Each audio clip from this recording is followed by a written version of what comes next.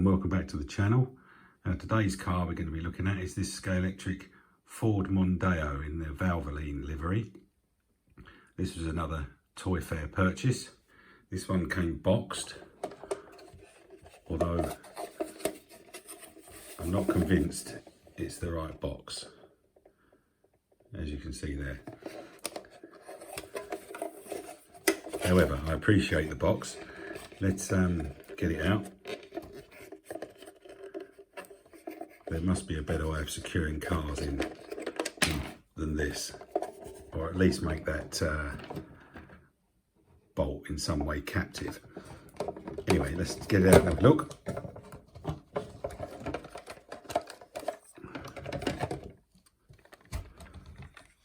There we go. Like most Scalextric cars, they're nicely liveried up. This one's no exception. Looks a bit loose on the front there. I'll have to have a look at that and deal with that. Hornby Hobbies, made in England. Again, there's no paperwork, so I'm not too sure how old this is. And obviously I can't give you the C number because it's the wrong label on the box. But a nice spoiler on the front. This has working front and rear lights. Slightly naff looking plastic wheels, or wheel rims. Wheel centres rather. Standard straight motor.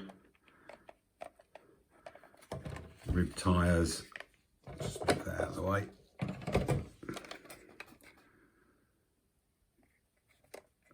Again, the spoiler's still there, which is quite shocking, as are both wing mirrors. Driver inside. Nice distinction between the door pillar and the door there. A little bit of depth to it, which is quite nice. Also notice that the driver is sitting on the correct side. Yeah, I'll undo that and see if that can see what's causing that to stick out a bit.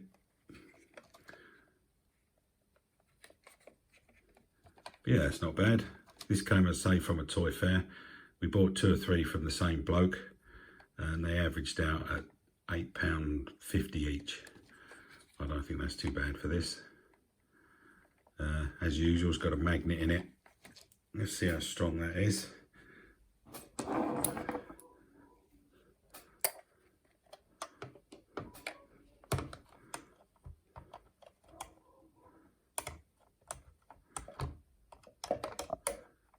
Yeah, not as strong as the Porsche we saw in the previous video, where I could pick up the entire car with it. But yeah, I don't think that's too bad. £8.50. Who could argue with that?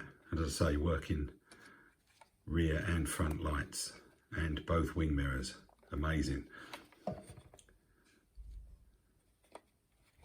Yeah, I'm pretty happy with that. Anyway, let's stick that on the track, see how it does. And see you in a mo with the scoreboard.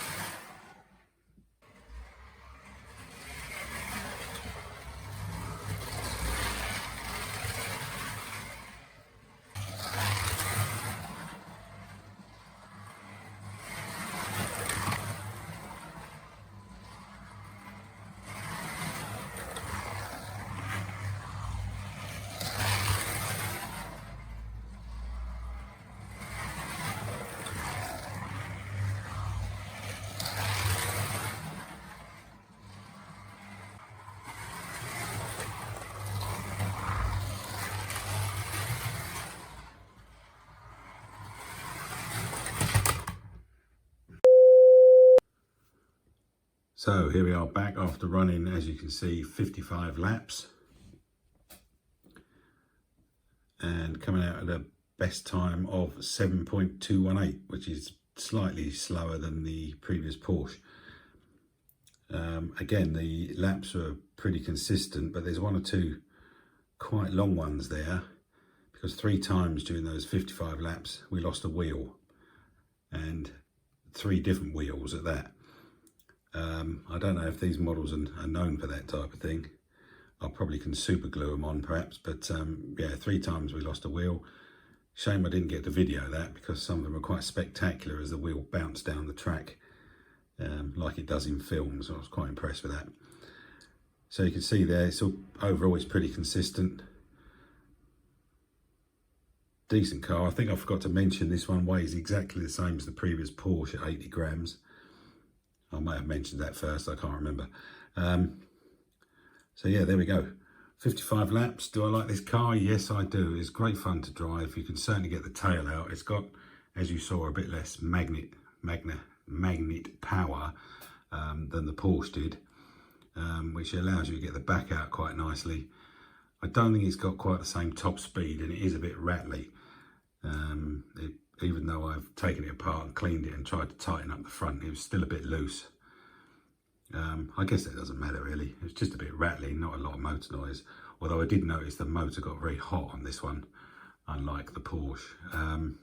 But other than that, yeah, great car. I really enjoyed driving this one.